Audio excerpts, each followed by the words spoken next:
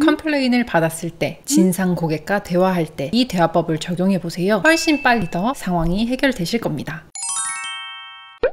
저는 퍼스널 브랜딩, 셀프 마케팅으로 월 1000만원 자동화 수익을 만들고 현재 부업 겸 취미로 무자본 창업, 수익형 브랜딩 블로그 강의, 전자책 강의, 브랜딩 컨설팅 일을 하고 있는 노마케터스 로마입니다. 제가 지인에게서 내 아이를 위한 감정 코칭이라는 책을 선물 받았었어요. 그래서 책을 하나씩 읽어보니까 이 감정 코칭이라는 게 비단 아이들에게만 적용되는 게 아니겠더라고요. 사업에도 충분히 적용을 할 수 있는 소스가 보였습니다. 구매자의 마음을 찰떡같이 알아들을 수 있는 스킬이 있다면, 컴플레인이 들어와도 그것을 완곡하게 돌릴 수 있는 방법이 있다면 바로 그게 감정 코칭입니다. 두꺼운 책의 핵심의 내용만 쪽쪽 뽑아서 알려드릴 테니까요. 이 영상 끝까지 보시고 어떤 컴플레인을 가지고 계신 손님들도 척척 해결해 나갈 수 있는 팁 꼭 얻어가시기 바랍니다.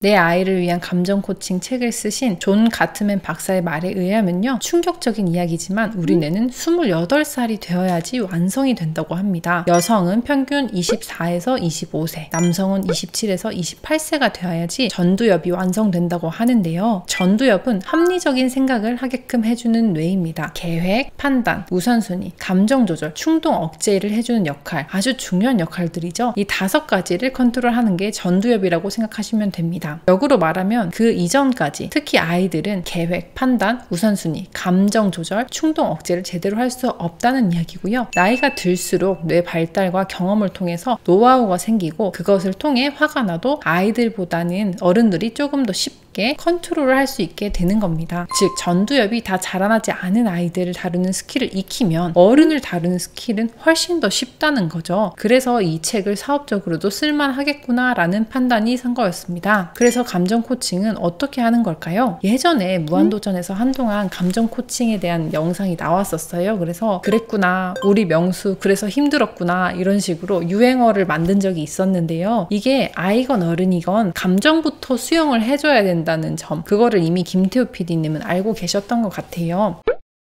그래서 내 아이를 위한 감정 코칭 방법, 아이뿐만 아니라 어른들에게도 감정 코칭을 적용하는 방법은 쉽습니다. 4가지 방법인데요. 첫 번째 수용, 두 번째 공감, 세 번째 엄마의 감정 표현, 네 번째 질문이에요. 예를 들어서 아이가 치과에 가기 싫어합니다. 그러면 부모는 어떻게 대처를 해야 될까요? 1번, 오구오구 내 새끼 많이 아프겠지만 잘 참고 넘어가면 엄마가 장난감 사줄게. 2번, 이놈 아들이 돼서 이 정도도 못 참고 이 험한 세상 어떻게 살아갈래? 3번, 아이고 가기 싫으면 안 되지, 그냥 집에 가자, 다음에 더 아프면 오자. 자, 이 3가지 중에 어떤 게 정답일까요? 셋 다 틀린 오답입니다. 첫 번째, 오구오구 내 새끼 많이 아프겠지만 잘 참고 넘어가면 맛있는 거 사줄게 하는 거는요, 아이의 감정을 축소시키고 회피한 거예요. 그리고 두 번째 같은 경우는 이놈 아들이 돼서 이 정도도 못 참고, 이렇게 얘기를 했을 때는 억압인 거죠. 그 감정을 억압시킨 거고, 세 번째, 아이고 가기 싫으면 안 되지, 다음에 가자, 더 아프면 오자, 이렇게 하는 거는 방임이에요. 방임. 그래서 좋은 예시는 이와 같습니다. 우리 딸 병원이 많이 무섭구나, 수용을 하는 거고요. 엄마도 어릴 때 치과 가는 게 정말 싫었어, 공감을 하는 겁니다.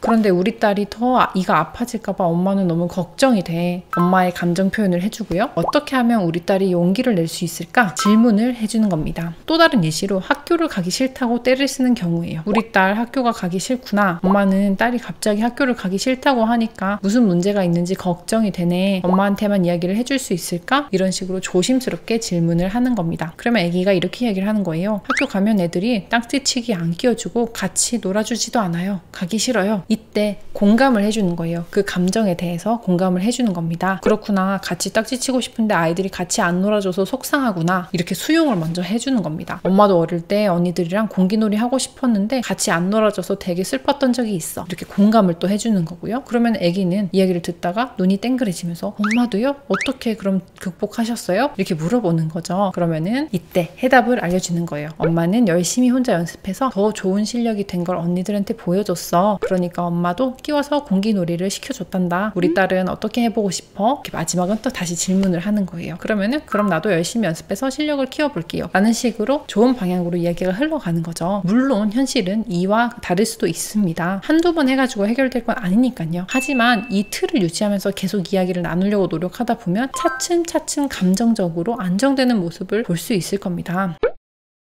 그럼 이 감정 코칭이 어떻게 사업에 적용이 될까요? 결국엔 사업도 장사도 사람 대 사람의 일입니다. 온라인이든 오프라인이든 우리가 유통 방법의 차이지 그 물건이나 상품이 사람에게 가는 거는 변함이 없잖아요. 그래서 저는 감정 코칭 읽으면서 컴플레인 받았을 때 해결책으로 정말 좋은 방법이라고 생각이 들었어요. 예를 들어서 상품 배송이 5배송이 된 경우에요. 컴플레인 전화가 오겠죠. 빨간색 가방 주문했는데 파란색이 왔어요. 당장 이번 주 주말에 써야 되는데 이렇게 배송하시면 어떡합니까? 이런 식으로 전화가 온 거예요. 그러면 이제 무조건 수용입니다. 첫 번째는 고객님 불편을 드려서 정말 죄송합니다. 색상이 잘못 도착해서 너무 많이 당황하셨겠어요. 저라도 당장 며칠 뒤에 사용해야 되는데 물건 도착이 잘못되면 너무 황당할 것 같아요. 이렇게 수용과 공감을 해주시고요. 원래는 물건이 확인돼야지 다른 상품 보내드리지만은 주말에 사용하셔야 되는 상황이시니까 오늘 바로 물건 보내드릴게요. 대신 반품하셔야 되는 상품은 오늘 다시 택배로 보내주신 후에 송장번호 알려주실 수 있으실까요? 이렇게 해결하고 질문을 하는 거예요. 제 경험상으로는 저도 이제 많은 사람들 만나고 CS 처리를 많이 했는데 이렇게 감정 부분을 아주 짧게라도 수용을 하면 여기서